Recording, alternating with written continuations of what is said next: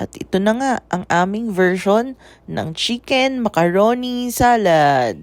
Pinakuluan na natin kanina ang macaroni, inihanda na rin ng pinakulo ang chicken breast at isa-isa nang ipinrepare ang mga iba pang ingredients.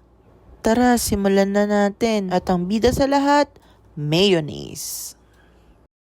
Sunod na natin ang pinakuluan at shinred na natin na chicken breast. Pineapple tidbits.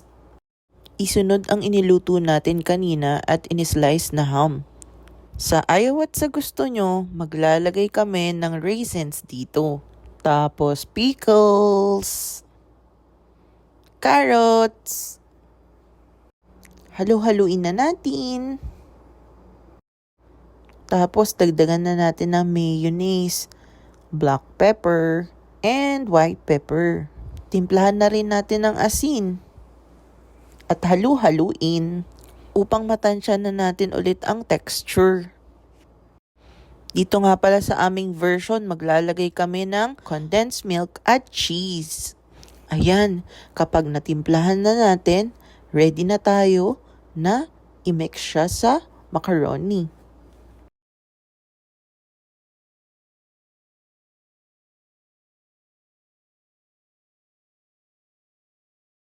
And look at that, meron na tayong chicken macaroni salad. Tara, i-prepare na natin para ilagay sa ating mga aluminum tray for proper storage.